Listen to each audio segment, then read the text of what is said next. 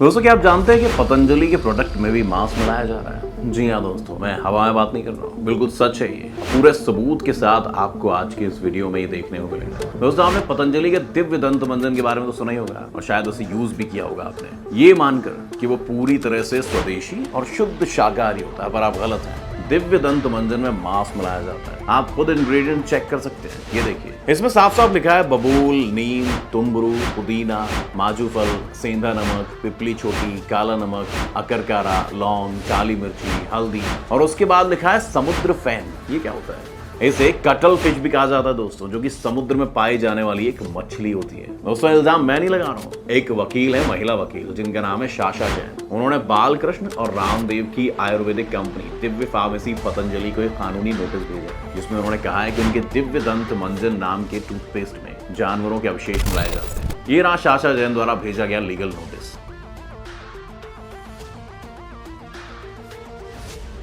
दोस्तों, साशा जैन जो कि जैन धर्म से हैं, और शायद आप लोग भी ये बात जानते होंगे कि जैन धर्म के लोग लहसुन और प्याज तक नहीं खाते हैं। Exceptions are everywhere. Sasha Jain और उनका पूरा परिवार कई सालों से दिव्य दंत मंजन का इस्तेमाल कर रहे थे, ये सोचकर कि दिव्य दंत मंजन पूरी तरह से शुद्ध शाकाहारी होगा। और जिस दिन जब अचानक उनकी नजर इसके इंग्रेडिएंट्स पर गई तो उन्होंने देखा कि इसमें तो कटल फिश का यूज किया जा रहा है। तब उन्होंने पतंजलि को लीगल नोटिस भेज दिया, क्योंकि उनके धर्म के साथ साथ उनके विश्वास के साथ भी धोखा हुआ है। जो शाकाहारी प्रोडक्ट्स होते हैं उन पर ग्रीन कलर का लेबल होता है और जो मांसाहारी प्रोडक्ट्स होते हैं उन पर रेड कलर का लेबल होता है, लेकिन इस पर ग्रीन कलर का लेबल लगा हुआ है दोस्तों, जबकि यूज इसमें कटल फिश का हो रहा है। दोस्तों, साशा जैन का कहना है कि दिव्य दंत मंजन को शाकाहारी उत्पाद बताकर प्रोडक्ट पर वेज लेबल किया गया है, लेकिन वास्तव में इसमें कटल फिश के अवशेष हैं। ऐसे में अपने कंज्यूमर्स के साथ धोखा किया गया। उन्होंने अपने ट्विटर हैंडल पर पता क्या लिखा है? Issued legal notice to Patanjali seeking clarifications on the deceptive use of samudra phen cuttlefish in its product Divya Dant मंजन while labeling it as green.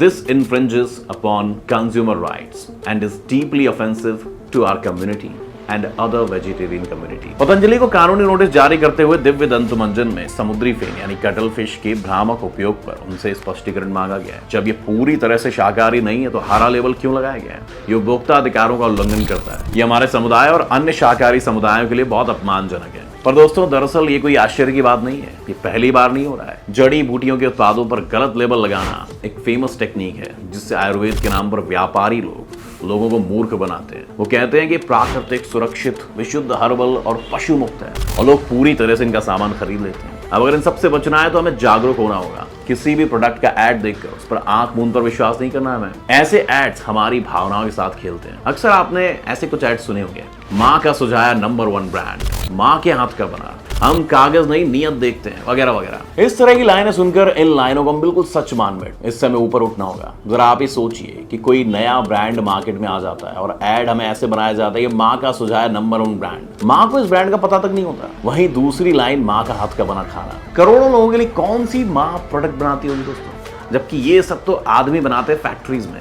हम कागज नहीं नियत देखते हैं। कोई भी कंपनी नियत आकर कैसे देख लेती है ये बताओ? नियत भी देखने की कोई मशीन बन गई है? तो दोस्तों, इन सबसे बचने का एक ही तरीका है। हर ऐड की लाइन को पढ़ते या सुनते टाइम हमारा वीडियो याद कर लीजिए और उस लाइन को समझने की कोशिश कीजिए। थोड़ी देर में आपको हंसी आ जाएगी और आप उनके बहकावे में नहीं आएंगे। पर दोस्तों, ऐसा कोई एक बिजनेसमैन नहीं कर रहा है, बल्कि कई कंपनियों के ऐसे प्रोडक्ट हैं जिनके बारे में आपने सोचा कि वो पूरी तरह से शाकाहारी हैं, लेकिन है नहीं। आइए जानते हैं ऐसी कुछ चीजें जिन्हें आप लोग शायद अभी तक बहुत ही शुद्ध, पवित्र और शाकाहारी मान रहे होंगे, पर असल में वो शाकाहारी हैं ही नहीं।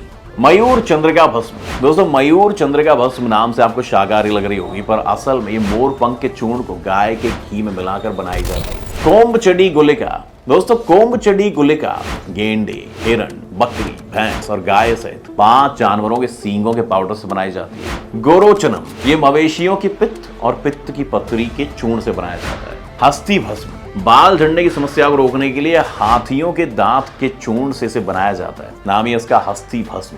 श्रृंग भस्म, ये हिरण के सींगों के चूर्ण से बनाया जाता है। श्रृंग हिरण को ही कहते हैं संस्कृत में। कस्तूरी दी गुलिका, कस्तूरी मृग की ग्रंथियों के स्त्राव से युक्त होता है ये। धनवंतराम गुलिका, जिसमें सिविट बिल्ली का वीर्य और हाथी के बच्चे का मल होता है। हालांकि इसका उत्पादन बंद हो गया है। अजममसा रसायन। दोस्तों, इसे बकरी के मांस को घी और जड़ी बूटियों में उबाल कर बनाया जाता है। खैर दोस्तों, जैन समुदाय की महिला वकील ने पतंजलि दंत मंजन में मछली की हड्डियां मिलाने का आरोप लगाया है। मांसाहार विरोधियों के दबाव में अंतरराष्ट्रीय स्तर पर सभी खाद्य पदार्थों की पैकेजिंग में एक स्क्वायर सी का आकृति के अंदर डॉट का हरा निशान छापना मैंडेटरी है। अगर पैकेट पर ऐसा निशान दिखाई नहीं देता है तो इसका मतलब है कि ये खाद्य पदार्थ जो है वो पूरी तरह से शाकाहारी नहीं है। ऐसी कंडीशन में उसकी जगह पर हरे की जगह लाल का डॉट होना चाहिए। पर आपने देखा होगा कि दिव्य दंत मंजन में हरे रंग का ही निशान लगा हुआ है दोस्तों। इसीलिए सन्यासियों जैसे कपड़े पहनने वाले कॉर्पोरेट बिजनेसमैन रामदेव की कंपनी पतंजलि के दिव्य दंत मंजन को लेकर आई खबर ने सभी को हैरान कर दिया है। कोई विश्वास तक नहीं कर सकता है कि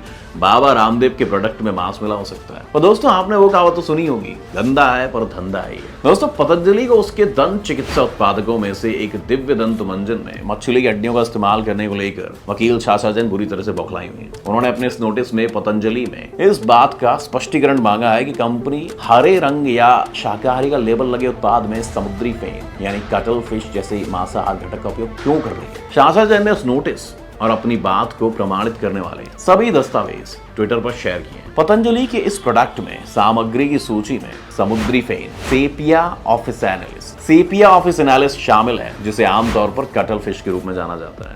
जैन ने नोटिस में कहा है कि उत्पाद में एक मांसाहारी घटक समुद्र फेन का उपयोग और इसे शाकाहारी उत्पाद के रूप में बेचने से उपभोक्ताओं के अधिकारों का उल्लंघन हो रहा है और उक्त श्रेणी के उत्पादों के लिए लेबलिंग रूल्स का भी उल्लंघन हो रहा है दोस्तों। हालांकि आयुर्वेद में बहुत सारे टाइप के जीव जंतुओं के अंगों का प्रयोग होता है, जैसा कि मैंने आपको ऊपर वीडियोस बताया उसमें हो रहा है, लेकिन इसके बावजूद भी पैकेजिंग के लिए जो निर्धारित नियम कानून का पालन करना है वो बहुत मैंडेटरी है। तो पतंजलि की कंपनी इस नियम कानून का उल्लंघन कैसे कर सकती है, ये एक बड़ा सवाल है दोस्तों। कई लोगों को पता क्या लगता है कि पतंजलि कंपनी बाबा रामदेव की है या फिर उनकी कम से कम 50% हिस्सेदारी तो उसमें होगी पर हम आपको बता दें कि ऐसा बिल्कुल भी नहीं। बाबा रामदेव अपनी लोकप्रियता के कारण पतंजलि कंपनी के ब्रांड प्रचारक हैं, जबकि पतंजलि के मेन मालिक बालकृष्ण हैं जिनकी हिस्सेदारी कंपनी में 94% की है। दोस्तों आयुर्वेद प्रोडक्ट बहुत अच्छी चीज होते हैं, इनको इस्तेमाल करना चाहिए पर ऐसी धोखाधड़ी नहीं करना चाहिए।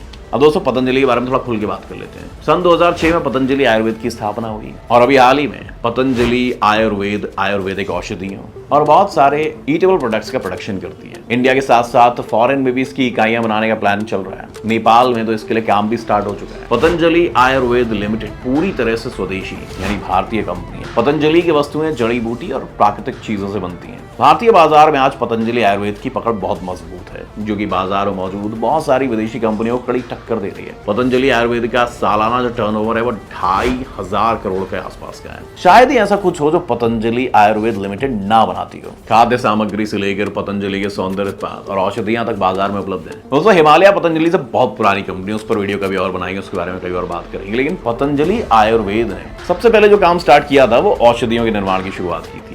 धीरे धीरे पतंजलि आयुर्वेद खाने पीने की चीजों से लेकर कांतिवर्धक उत्पादों का निर्माण भी करने लगा। पतंजलि आयुर्वेद 45 तरह के कॉस्मेटिक्स बनाती है, जिसमें 13 तरह के शरीर साफ करने वाले उत्पाद शामिल हैं, जैसे शैम्पू, साबुन, लिप बाम, स्किन क्रीम। किराने में भी बहुत सारे उत्पादों का निर्माण पतंजलि आयुर्वेद द्वारा किया जाता है। ये कंपनी 30 अलग अलग तरह के खाने पीने के आइटम्स भी बनाती है, जैसे कि सरसों का तेल, आटा, घी, बिस्किट, मसाले, तेल, जूस, शहद वगैरह वगैरह।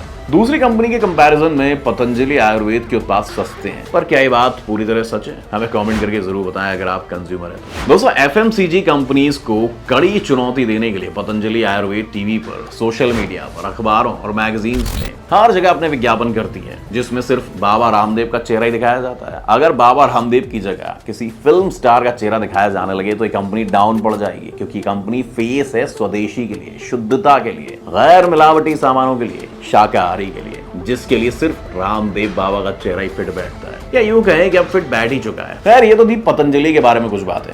शाशा जैन ने 11 मई को लीगल नोटिस भेजा था और उन्होंने स्पष्टीकरण के लिए पतंजलि कंपनी को 15 दिन का वक्त भी दिया है। उसके बाद शाशा जैन कोर्ट में पतंजलि के खिलाफ सख्त एक्शन ले सकती है। ये मामला आजकल खूब चर्चे में है। अब देखना ये है कि क्या इस घटना का असर कंपनी पर पड़ेगा, क्या कंपनी इस वजह से नीचे जा सकती है, कंपनी के रेवेन्यू पर कोई असर पड़ सकता है। आपको क्या लगता है दोस्तों, हमें कमेंट करके जरूर बताएं। और ये जानकारी आपको कैसी लगी, आप भी क्या वो प्रोडक्ट यूज करते थे या पतंजलि का कोई भी प्रोडक्ट यूज करते हैं, तो हमारे कमेंट में जरूर बताएं। चलिए मिलते हैं दोस्तों अगले वीडियो में, तब तक के लिए टाटा गुड बाय। मेरा नाम है।